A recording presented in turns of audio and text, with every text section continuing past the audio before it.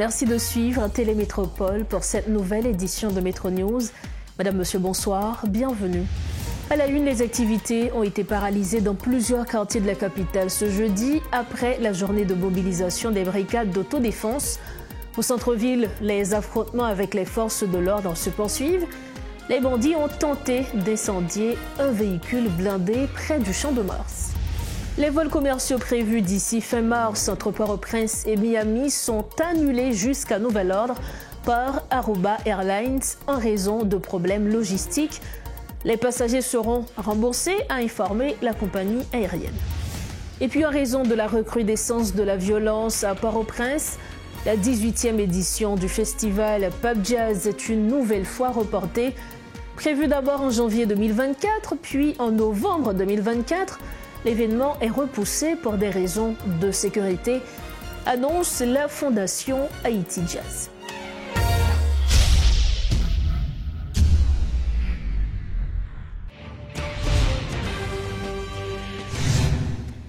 Bienvenue à tous au développement des titres de l'actualité. Les activités étaient paralysées ce jeudi dans plusieurs quartiers de la capitale au lendemain d'une mobilisation menée par des brigades d'autodéfense.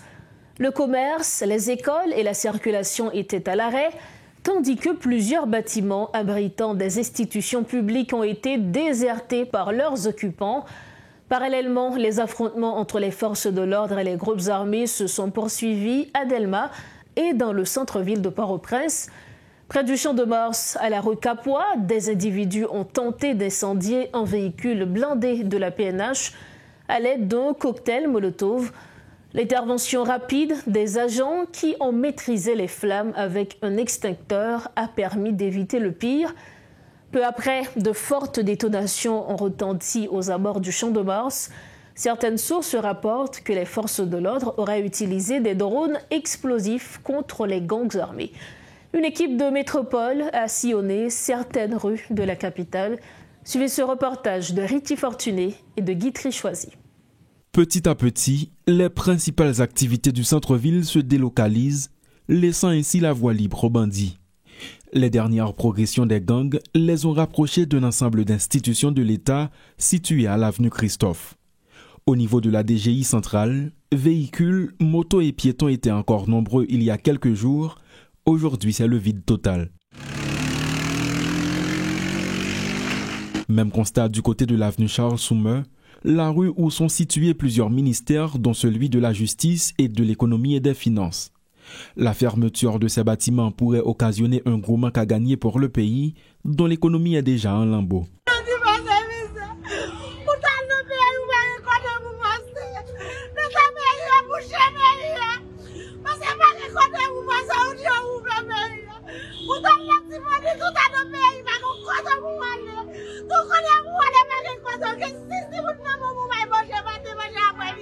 Le centre-ville est donc livré au chaos. Les activités qui se déroulaient traditionnellement dans ce secteur ont vidé les lieux.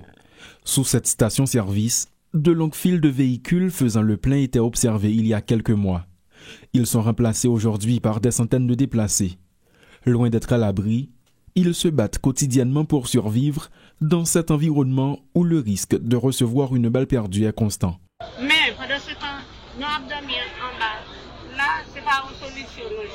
Allez-y, pas une solution. On y a venu faire nous monter dans le terrain qui est en l'air là.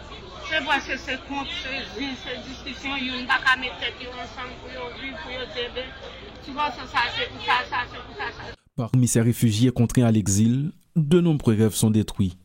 Il y en a ceux qui ont perdu des années d'investissement, d'autres qui souhaitent retourner chez eux en province, mais se trouvent dans l'impossibilité car les principaux axes sont bloqués par les bandits. L'étau se resserre autour de la capitale et la situation va de mal en pis.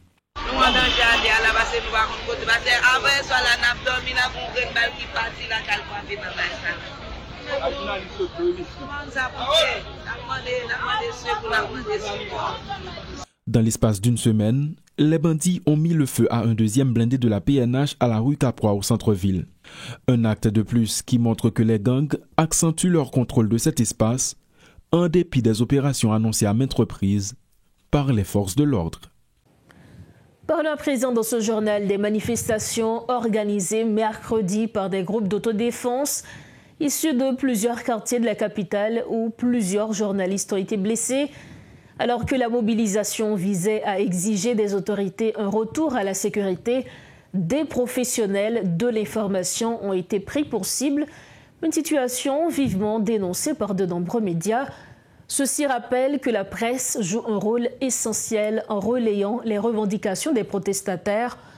Par ailleurs, plusieurs personnes ont été blessées alors que les manifestants tentaient de se rendre devant le siège du gouvernement à Musso.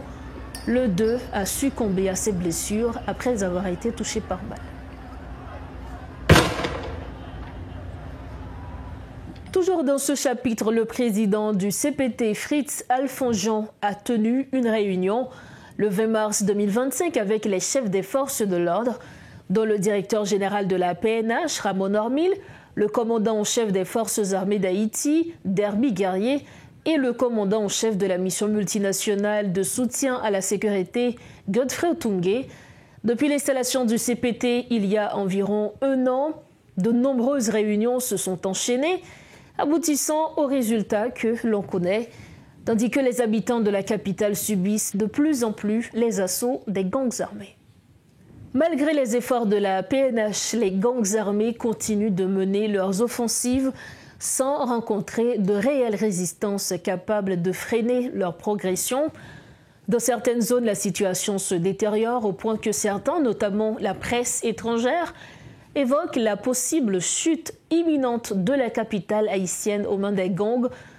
Pendant ce temps, les autorités actuelles poursuivent leur agenda électoral en mettant en place les bureaux de vote à travers les départements et les communes. Vers quoi se dirige-t-on ? Comment expliquer une telle évolution de la situation alors que les forces de l'ordre disposent de meilleurs équipements qu'auparavant ? Pourquoi n'observe-t-on pas de progrès significatifs alors qu'une mission multinationale est déployée pour appuyer la PNH? Pour analyser cette crise sécuritaire et politique, Metro News reçoit ce soir Maître Price Cyprien, ancien député. Bonsoir Maître Price Cyprien, merci infiniment de votre disponibilité. Bonsoir Rose Berlin, c'est toujours un plaisir pour moi d'être avec vous sur Métropole pour commenter l'actualité et voir comment évolue la situation sécuritaire du pays. Justement, vous êtes avec nous pour commenter l'actualité. Aujourd'hui, nous assistons à l'avancée des groupes armés dans plusieurs quartiers de la région métropolitaine de Port-au-Prince. Certains disent que Port-au-Prince est sur le point de tomber totalement aux mains des bandits. À ce point, Maître Cyprien, est-ce quelque chose qui est vraiment inévitable? Bon, moi je pense que quand on doit analyser la situation de ce qui se passe actuellement à Port-au-Prince, il ne faut pas rester seulement maintenant. Il faut remonter un petit peu en arrière parce que il faut dire que depuis le tremblement de terre de 2010, du 12 janvier 2010, il y a eu une nette évolution. On a vu d'abord l'effondrement physique de l'État, particulièrement tout ce qu'il y avait à Port-au-Prince comme symbole de l'État s'est effondré. Et progressivement, il y avait une marche à suivre. Et en 2012, on a eu un décret déclarant d'utilité publique toute la zone métropolitaine, sortant du bas de la ville jusqu'à Nazon. Et qu'est-ce qu'on va remarquer? On va remarquer dans un premier temps, le gouvernement a tenté de déloger les habitants de cette zone en les indemnisant. Je pense que ça n'a pas marché. Et maintenant, au niveau des laboratoires, ils ont mis un plan B, parce que inévitablement, il fallait déloger tout ce qui se trouvait au centre-ville. Et je pense qu'on est arrivé là.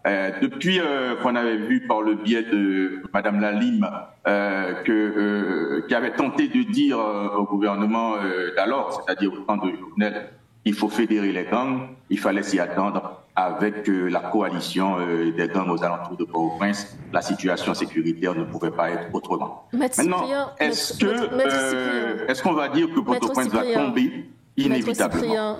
Avant justement de continuer, vous aviez évoqué deux points qui sont extrêmement intéressants.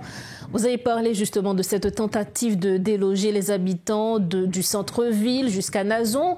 Vous faites référence à quel gouvernement? Est-ce qu'aujourd'hui, vous imputez la responsabilité de ce qui se passe à ce gouvernement qui a essayé de déloger ses habitants? Moi, je pense qu'il y a un cheminement. De 2012 à nos jours, il y a eu un cheminement. Parce qu'en 2012, il y a eu un décret déclarant d'utilité publique toute la zone métropolitaine. Et à cette époque, on avait tenté d'indemniser tous ceux du bas de la ville qui voulaient se déplacer. Là, vous faites référence à la présidence de Michel Martelly. Ça n'a pas manqué politiquement. Vous faites référence à la présidence de Michel Martelly, puisque vous êtes en 2012. En 2012, effectivement, il y a eu cet arrêté-là. Mais ce qu'il faut remarquer, sous le gouvernement de Jovenel, il y a eu déjà cette évolution timide des hommes armés, qui n'étaient pas vraiment à cette dimension, à la dimension de l'aujourd'hui. Et sous l'indication je pense que c'était Madame Lalime à l'époque, qui représentait les Nations Unies, et elle avait demandé au gouvernement de Jovenel de fédérer les groupes armés. On n'appelait pas encore à cette époque des groupes armés. Et vous avez vu que avec la fédération des groupes armés, la situation s'est empirée. Et maintenant, aujourd'hui, voilà dans quelle situation nous sommes, parce que l'État est comme pris en étau entre les divers groupes armés qui se trouvent dans l'aire métropolitaine, et on a comme l'impression qu'il y a eu une inertie de l'État, il y a une certaine complicité de l'État dans ce qui se passe aujourd'hui, parce que l'État n'agit pas vraiment contre ce qui se passe. C'est pour cela que de nos jours, qu'est-ce qu'on voit? On voit apparaître des brigades de vigilance, dans les quartiers, qui tentent de se défendre. Est-ce que l'État, les autorités étatiques vont nous laisser arriver à ce point où ce sont les organismes d'autodéfense qui vont défendre la situation? Or, nous avons des autorités étatiques qui peuvent intervenir et empêcher qu'on arrive au pire. Nous allons revenir à justement notre première question, ce volet de la première question, ce que vous pensez. Est-ce qu'aujourd'hui Port-au-Prince va inévitablement tomber totalement aux mains des gangs? Mais vous aviez évoqué tout à l'heure les groupes d'autodéfense et ces groupes qui aujourd'hui appellent à la désobéissance civile, qui appellent à la révolte. Quelle est votre lecture par rapport à tout ça? Oui, maintenant, qu'est-ce qu'il faut constater? Il y a des groupes d'autodéfense qui cherchent un moyen pour s'organiser afin de pouvoir donner une réponse à la terreur des gangs. Maintenant, est-ce que l'État, les autorités étatiques devraient laisser que la situation se passe comme ça?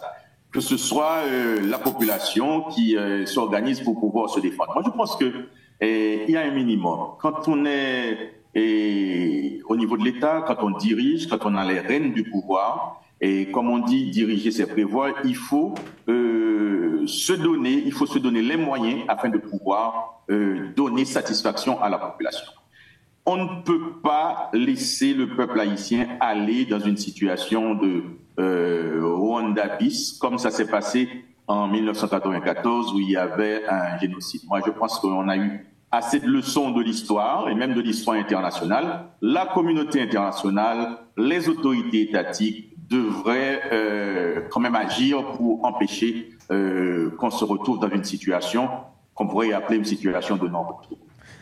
Alors, comme dernière question, toujours concernant ce dossier justement, selon les chiffres, Port-au-Prince, la capitale haïtienne, est assiégée à 85%, ou du moins au moins 85% est assiégée par les gangs armés. Que faire? Comment éviter que le reste ne tombe aux mains des bandits aujourd'hui? Bon, ce que je viens de dire que les rênes du pouvoir se trouvent entre les mains des autorités étatiques. Il est temps que je dirais le ministre de la Justice, le Premier ministre, le chef de la police, le chef de l'armée, il est temps que, réunis à travers le CSPN, qu'ils trouvent une stratégie efficace afin de pouvoir éviter le pire. On ne doit pas trop s'alarmer et envoyer quand même de mauvais signaux disant que Port-au-Prince est à 80%, est déjà tombé à 80% entre les mains des gangs armés. Ce sont des chiffres qui sont disponibles depuis quelques temps déjà. Elles doivent agir. On ne doit pas se trouver dans une situation où on réagit toujours face à une action perpétrée par les gangs armés. Il faut que ce soit l'autorité, il faut que ce soit l'État. Parce que disait Weber, l'État détient le monopole de la contrainte physique légitime. Si l'État détient le monopole de la contrainte physique légitime, l'État doit agir. L'État ne doit pas se trouver dans une situation pour réagir à chaque action des gangs armés. L'État va réagir pour courir après les gangs. Mais non, je pense que s'il n'y a pas un plan établi pour finir avec les Haïtiens, et s'il n'y a pas un plan dans lequel il y a une certaine complicité des autorités étatiques, maintenant, l'heure est à l'action. Il faut agir, il faut rétablir la paix dans le pays. Je ne suis pas là pour indiquer aux autorités étatiques les moyens à prendre pour rétablir la paix dans ce pays, mais je pense que diriger, c'est prévoir, diriger, c'est agir, c'est administrer. L'État et les autorités étatiques doivent prendre les mesures nécessaires pour rétablir la paix dans ce pays et éviter qu'on ait à dire que Port-au-Prince est tombé à 100% entre les mains des gangs armés, parce que la puissance de l'arsenal de l'État est plus forte que ce qu'on retrouve actuellement entre les mains des gangs armés. Alors, selon plus d'un, ces autorités que nous avons aujourd'hui ne peuvent pas agir, soit par incompétence ou par volonté. Est-ce un avis que vous partagez? Sinon, est-ce qu'il y a une autre alternative aujourd'hui? Puisque vous l'aviez dit, les autorités doivent agir. Est-ce qu'ils peuvent vraiment ou est-ce qu'ils veulent vraiment agir aujourd'hui? Ah ben c'est ça. Et actuellement, on est dans le doute. Est-ce que les autorités étatiques veulent agir vraiment?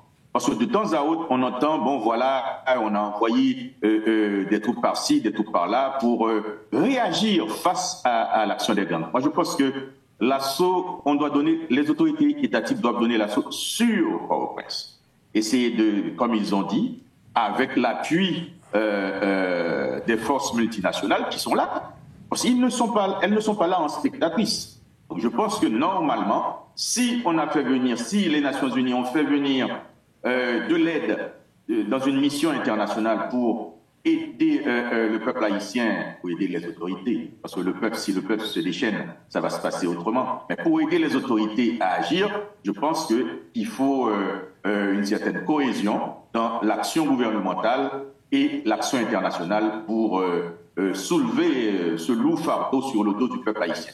Parce que ça ne peut pas durer indéfiniment comme ça. Je pense que si on laisse la solution au peuple, ça ira au pire. Et comme dernière question, Maître Cyprien, les autorités, malgré le contexte sécuritaire, avaient mis l'accent sur les élections aujourd'hui. Et récemment, nous avions assisté à une petite cérémonie où on a installé 65 nouveaux membres des BED et BEC pour le Conseil électoral provisoire. Est-ce que vous pensez qu'aujourd'hui, l'heure est vraiment aux élections? Ce sera très difficile. Faire des élections à la fin de l'année, déjà, il faut parler du au moment où va la situation. Je ne pense pas que le possible, même si on a présenté, bon, c'est bien pour le Conseil électoral de mettre en place la machine, mais je ne pense que Port-au-Prince, l'université est pratiquement tombée, les écoles organisent, les lycées, donc presque partout au niveau de la capitale, on n'arrive pas à servir la population. Merci infiniment pour votre analyse de la situation, Maître Price Cyprien. Merci encore. Voilà donc l'analyse de l'ancien député Maître Price Cyprien concernant la situation sécuritaire. Il était l'invité de Métro News ce soir. Merci de votre fidélité à Métro News. Toujours en réaction à la situation sécuritaire, le secrétaire général de la Centrale unitaire des travailleurs des secteurs publics et privés, Josué Mérilian, critique le laxisme des autorités. Selon lui, l'État abandonne les édifices publics aux groupes armés, tandis que les responsables préfèrent s'installer dans de nouveaux bâtiments à Delma et à Pétionville. Il alerte aussi sur la fermeture d'écoles incapables de fonctionner dans ces conditions. Josué Mérilien appelle les autorités à oublier leurs conflits personnels, à combattre l'insécurité et à permettre aux citoyens de vivre et travailler en paix. Nous avons appliqué 3 crises. Crise sécuritaire qui est là, qui fait là, qui fait soit là, qui fait que le commissariat Port-au-Prince nous avons délogé pour le tabac, le ministère du Commerce délogé, pas d'espoir délogé, ils vendent et centre-ville là, les bandits. Nous-mêmes, dans la situation, avec tout l'autre compatriote qui bouquait avec ça, nous exigeons que l'État mette bien la figure pour reprendre toutes les perdues, pour ne pas retourner, sinon, il n'y a pas là. Et nous avons fini pour nous dire que, Gayen a dit, de nous donner qu'à parler. Ce qu'on fait là, il faut le faire, il faut tout acteur clé, force du pays, chita, pour nous déterminer ce qu'on doit faire. Il y a des gens qui, même, si c'est pas de réponse, si le gouvernement n'a pas de réponse, rapidement, il faut aller. Mais si, nous disons qu'il y a toute institution crasée. Si toute institution crasée, coup de cassation crasé tout. Pour qui ça veut dire, on a parlé de CPT qui va là, on va de coup de cassation. Est-ce que coup de cassation, pas craser lui-même comme institution. Il y a parlé de cassation qui est bien résultat avec ETA. Mais cassation qui est bien résultat avec ETA, avec ça là, c'est des différent. C'est un bagaille. Donc, et cassation ça, on va quoi que le résultat. Mais il faut nous joindre, il faut une politique. Il faut nous offrir une politique qui a des résultats. Nous faisons de ça, c'est pas retirer ça, mais retirer pied, mettre pied, pour nous considérer que même question, il n'y a pas de solution, et ce sont réelles. Intéressons-nous à présent au transport aérien annoncé pour le 25 mars 2025. Les vols commerciaux réguliers entre Port-au-Prince et Miami par Aruba Airlines ont été rapidement annulés. La compagnie a cité des problèmes persistants au départ de Port-au-Prince, entraînant une suspension temporaire des vols jusqu'à leur résolution. Aruba Airlines a assuré qu'elle recherche une solution et a annoncé un remboursement intégral des billets dont le processus commence immédiatement. Soulignons que lundi, le directeur général de l'Office national de l'aviation civile haïtienne avait précisé que la compagnie était encore en phase de documentation pour obtenir l'autorisation de vol régulier. Dans un tout autre registre, la Journée internationale de la francophonie a été célébrée ce jeudi par le ministère de la Culture et de la Communication. C'était également l'occasion pour le ministère de rendre hommage à l'écrivain de renom Franck Etienne, décédé le 20 février dernier. En son honneur, une plaque posthume lui a été remise, réceptionnée par son épouse, Marie-André Manuel, reconnaissance de sa contribution à la transmission des valeurs de la francophonie. Cette cérémonie s'est déroulée en présence des membres du gouvernement ainsi que des représentants diplomatiques, notamment l'ambassadeur de France, Antoine Michon, qui a souligné que le rétablissement de la sécurité constitue une priorité absolue en vue d'un retour à la vie normale en Haïti. C'est un reportage de Garbijan. La quinzaine de la francophonie est célébrée cette année sous le thème « Je m'éduque, donc j'agis ». Un thème qui met en lumière particulièrement les défis liés à l'éducation en Haïti, où l'insécurité croissante entraîne la fermeture de nombreuses écoles. À cette occasion, le ministre des Affaires étrangères et des Cultes, Arvel Jean-Baptiste, a exprimé l'espoir que les pays francophones alliés d'Haïti haussent le ton. Il me paraît plus approprié, conjoncture oblige, de lancer un vibrant appel à tous les partenaires francophones pour un engagement plus soutenu en faveur du respect du droit à l'éducation en Haïti face à la violence aveugle et insensée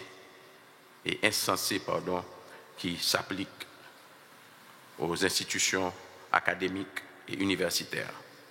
Depuis plus d'un demi-siècle, Haïti célèbre la langue de Molière et les valeurs de la francophonie qui reposent sur une éducation de qualité. Pourtant, la violence qui sévit dans le pays contraint non seulement des écoles à fermer leurs portes, mais aussi les universités, y compris l'Agence universitaire de la francophonie, AUF, un acteur clé des échanges académiques au sein de l'espace francophone. L'ambassadeur de France, Antoine Michon, a souligné les conséquences désastreuses de cette suspension d'activité. Effectivement, l'agence a fermé ses portes ici en Haïti. J'imagine que ça va avoir un impact sur ces coopérations entre les universités haïtiennes et d'autres universités francophones à travers le monde.